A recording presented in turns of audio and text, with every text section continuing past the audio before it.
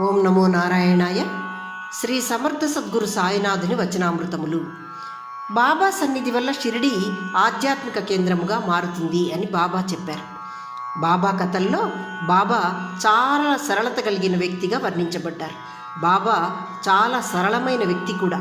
బాబా గొప్ప శ్రేష్ఠ గురువు అన్నది గుర్తింపబడలేదు, అనగా ఆ వజ్రం యొక్క శ్రేష్టత గుర్తింపబడలేదు అని చెప్పబడింది.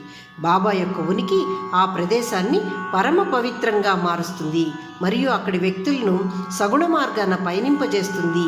అనగా బాబా ఉన్నాడు అనే భావన ఆ ప్రదేశ పవిత్రతను పెంచుతుంది మరియు అక్కడి ప్రజలను ఆధ్యాత్మికత కలిగిన మంచి పౌరులుగా మారుస్తుంది. ఈ విధమైన మార్పును భావి తరాల వారు తప్పకుండా గుర్తిస్తారు. బహుశా బాబా సమయమునందు ఉండువారు కాకపోయినా, గుర్తించకపోయినా, పై విషయాలన్నీ అప్పుడు బాబా కాలానికి ఉన్నారు కదా సమకాలీన యోగులు, వారు మాత్రము తప్పకుండా గుర్తించి ఉంటారు అని ఇక్కడ చెప్పబడింది. రెండవ సూత్రము, తోట పని అన్నది చాలా పవిత్రమైన పని.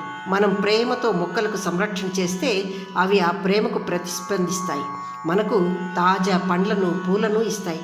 మనం ప్రేమతో చేసే తోట పని ద్వారా వచ్చు పువ్వులు పండ్లు మన మనసుకు లేదా ఆత్మకు సంతోష దాహాన్ని చేకూరుస్తాయి. మన జీవితమే ఒక తోట పని వంటిది, అనగా మనం పెంచిన చెట్లు పువ్వులు పండ్లను ఇచ్చినప్పుడు మనకు సంతోషమవుతుంది కదా. ఈ విధంగా జీవితంలో మంచి పనులు చేయుటచే అవి మనకు ఆనందాన్ని వసుగును అని బాబా చెప్పారు.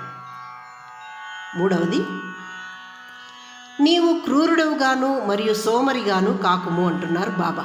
మీరు అప్రమత్తంగా మరియు చురుగ్గా ఉండి అన్నింటిలో నాతో అనుబంధం కలిగి ఉంటే తప్ప మీరు మరణాన్ని అధిగమించలేరు అని చెప్పారు.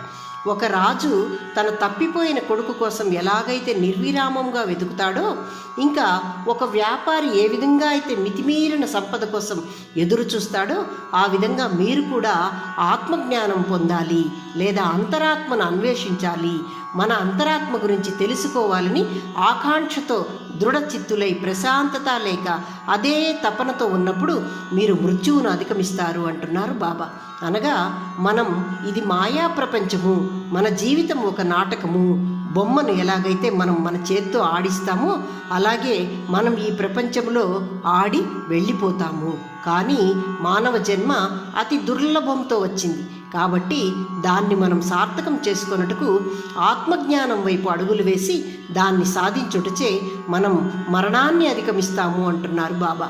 అనగా మరణం లేకుండా ఉండిపోతాము అని కాదు, జ్ఞానము కర్మము భక్తి యోగాలను అనుసరించి అమరులమైపోవటచే మనం మరణాన్ని అధిగమించిన వారిని అవుతాము అంటున్నారు బాబా ఇక్కడ.